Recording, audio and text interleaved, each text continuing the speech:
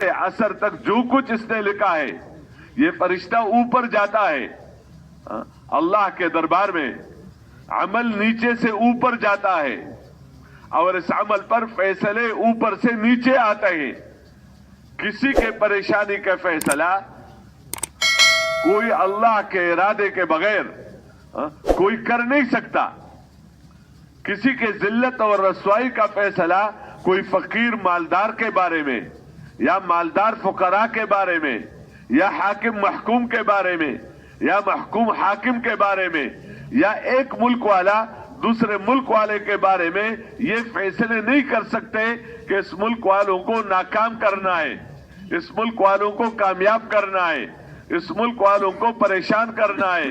ये फरिश्ते, ये इनके चाहना अलग बात है, चाहना अलग बात है, लेकिन होगा वही जो अल्लाह चाहेगा। इसलिए ये एक बुनियादी बात है कि नीचे से अमल जाते हैं और ऊपर से हालात आते हैं। तो हालात को अल्लाह ने अमलों के साथ जोड़ा है, हालात को अल्लाह ने चीजों का साथ नहीं जोड़ा, दुकानों के साथ नहीं जोड़ा, दुकान में अमल के साथ जोड़ा कि अगर दुकान में तुम्हारा अमल ठीक है तो दुकान छोटी है या बड़ी है इसको अल्लाह नहीं देखेगा। कि अगर छोटी दुकान है तो परेशान करेगा और अगर बड़ी दुकान है तो इसको खुश रखेगा। इसलिए कि छोटी दुकान देना और बड़ी दुकान देना ये अल्लाह का निजाम है कि छोटा मुल्क और बड़ा मुल्क अल्लाह के नजरों में सब बराबर है। छोटी थोड़ी चीजें और ज्यादा चीजें तो अल्लाह जल्ल शानुहु इसको नहीं देखेगा, इसके नौकरी को नहीं देखेगा कि ये छोटे पोस्ट में है या बड़े बड़े उसमें है। क्यों? ये निजाम अल्लाह का अपना है, किसी को बड़ा बना दिया, किसी को छोटा बना दिया, लेकिन इसके अमल को देखा जाएगा। अगर छोटी दुकान में इसके अमल अच्छे से अच्छा है तो अल्लाह जल्ल शानुहु इस छोटी दुकान में इसके हालात को अच्छे से अच्छा बना देंगे। और अगर बड़ी दुकान है और बड़ा कारखाना है और इस बड़े कारखाने में इसने अपने अमलों को बिगाड़ा तो इसके अमल की बिगाड़ की वजह से अल्लाह जल्ल शानुहु इस बड़े कारखाने में इसके हालात को बिगाड़ेगा। बड़ा मुल्क है लेकिन इस बड़े मुल्क में इसने अपने अमल को बिगाड़ा तो अल्लाह जल्ल शानुहु इस मुल्क के हाकिम का और इस मुल्क के बड़े के हालात को अल्लाह बिगाड़ेगा। फिरऔन के हालात को अल्लाह ने बिगाड़ा। मूसा अलैहिस्सलाम के पास कुछ भी नहीं था दुनिया के एतबार से, लेकिन अल्लाह जल्ल शानुहु ने फिरऔन के हालात को बिगाड़ा सैलाब के जरिए से। अब करो, तुम क्या कर सकते हो?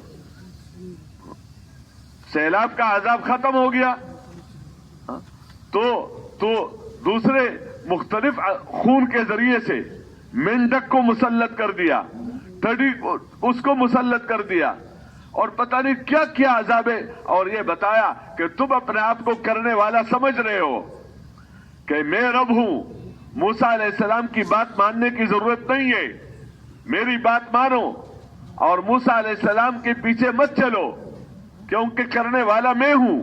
मेरे हाथ में मुल्क है, मेरे हाथ में माल है, मेरे मुल्क में नहरें चल रही है, ये मेरे हाथ में है, देखते नहीं हो?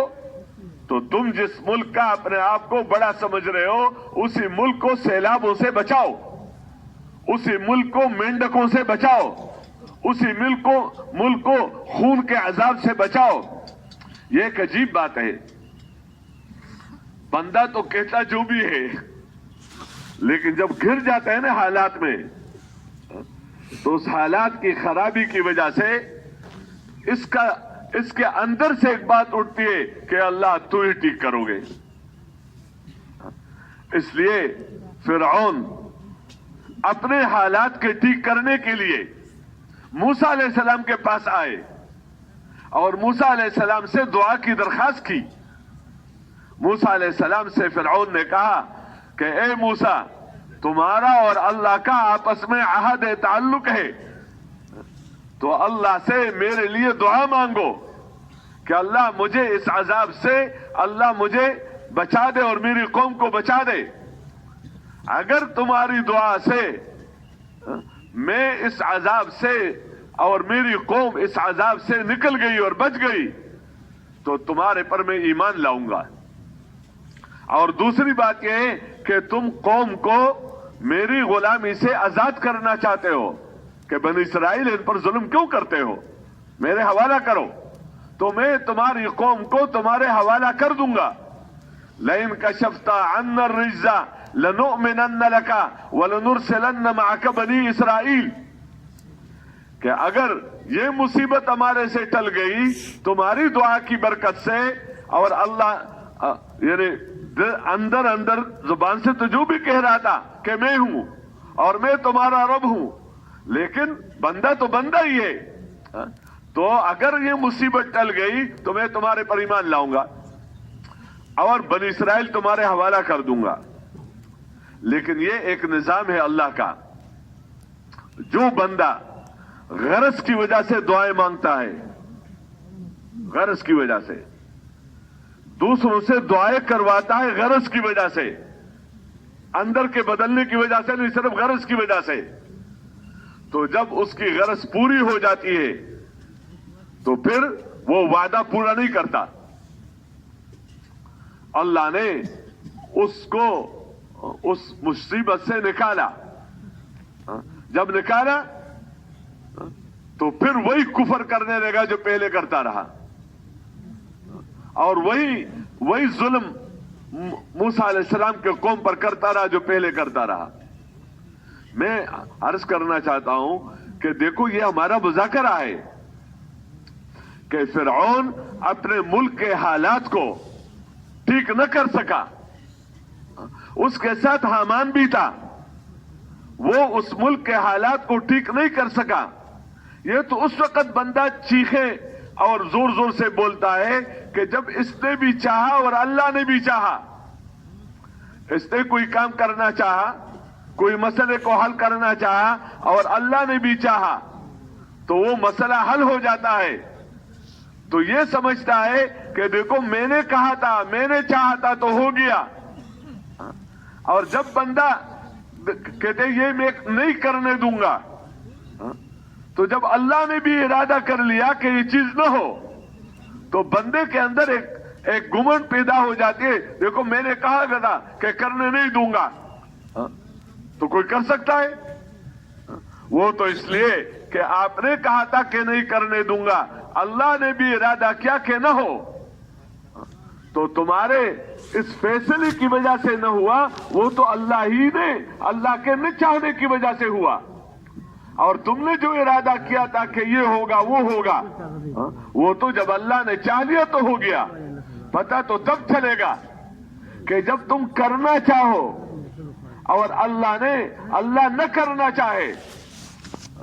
فرعون چاہ رہا تھا کہ موسیٰ علیہ السلام پیدا نہ ہو, کتنی اسکیمیں اس کے لیے بنائی. نمرود چاہ رہا تھا کہ ابراہیم علیہ السلام پیدا نہ ہو, اللہ چاہ رہا تھا کہ موسیٰ علیہ السلام پیدا ہو جائے, اللہ چاہ رہا تھا کہ نمرود پیدا ہو جائے. تو جو وہ ہوا جو اللہ نے چاہا, تو ابراہیم علیہ السلام پیدا ہوئے, موسیٰ علیہ السلام پیدا ہوئے. وہ نہیں ہوا جو فرعون چاہ رہا تھا. پھر پیدا ہونے کے بعد فرعون چاہ رہا تھا کہ زندہ نہ رہے, قتل کیا جائے. اللہ نے چاہا کہ بچا لیا جائے, بچانا اللہ کا کام ہے, تو اللہ نے بچا لیا. فرعون کے گھر میں اللہ نے اس کو پالا. میرے محترم دوستوں اور بزرگوں اور بھائیوں, یہ بات اندر راسخ ہو جائے کہ انسان کے جو حالات ہیں ان حالات کو اللہ نے چیزوں کے ساتھ نہیں جوڑا, ورنہ چیزیں والوں کے پیچھے بندہ پھرے گا کہ میرے پاس چیزیں کم ہیں اور اس کے پاس چیزیں زیادہ ہیں, تو پھر مال اور مالداروں کے پیچھے پھرے گا, ملک اور ملک والوں کے پیچھے بھاگے گا, چیزوں اور چیزوں والوں کے پیچھے بھاگے گا اور اپنے عمل کو بگاڑے گا. یہ سمجھے گا کہ میں تو بس میرے پاس تو کچھ بھی نہیں ہے, میں کیا ہوں. میرے محترم دوستوں اور بزرگوں اور بھائیوں, اللہ جل شانہ کا یہ نظام ہے کہ جتنے بھی حالات ہیں ان حالات کو اللہ جل شانہ نے بندے کے اعمال کے ساتھ جوڑا ہے. بس اعمال اچھے تو حالات اچھے، اعمال خراب تو حالات کیا ہے؟ حالات خراب. اب یہ کتنی جہالت ہے کہ حالات خراب ہوئے اعمال کے خرابی کی وجہ سے، اور بندہ سمجھے کہ پیسوں کی کمی کی وجہ سے. حالات ٹھیک ہوئے اچھے اعمال کی وجہ سے، اور بندہ سمجھے کہ نہیں یہ چیزوں کی وجہ سے. میرے محترم دوستو، اگر کسی مثلا جیسے میں عرض کر رہا تھا، بڑا کارخانہ ہے یا چھوٹا کارخانہ ہے، چھوٹی نوکری ہے یا بڑی نوکری ہے، جو کچھ بھی ہے، اگر اس میں بندے کے اعمال اچھے ہیں تو اللہ پاک اس کے حالات کو بہتر کرے. اگر اس کے اعمال خراب ہیں تو اللہ پاک اس کے حالات کو بگاڑے. تو دنیا میں اور مرنے کے بعد تو دونوں چھوٹی دکان ہوگی نہ بڑی دکان ہوگی، نہ کارخانہ چھوٹا کارخانہ نہ بڑا کارخانہ، نہ چھوٹا ملک نہ بڑا ملک. لیکن وہاں کے حالات کو اللہ نے اعمال کے ساتھ جوڑا ہے. اگر اس کے اعمال اچھے ہیں تو اللہ پاک اس کی زندگی وہاں احسن طریقے سے اللہ بنائے گا، نعمتوں میں سے اللہ اس کو نوازے گا، ہمیشہ ہمیشہ کے لیے کامیاب کر دے گا. اس لیے یہ ہمارا ایک سبق ہے کہ حالات کو اللہ نے عملوں کے ساتھ جوڑا ہے بس، اور عملوں کو اللہ نے بدن کے ساتھ جوڑا ہے. عمل کا مشین انسان کا بدن ہے. پیسوں پر تو عمل، پیسے دینا عمل ہے، پیسہ لینا عمل ہے، چیز کسی کو دینا عمل ہے، لینا عمل ہے. عمل انسان بدن سے کرتا ہے، آنکھ کے ذریعے سے دیکھ رہا ہے، کان کے ذریعے سے سن رہا ہے، زبان کے ذریعے سے بول رہا ہے، ہاتھ کے ذریعے سے پکڑ رہا ہے، یہ اس کا عمل ہے.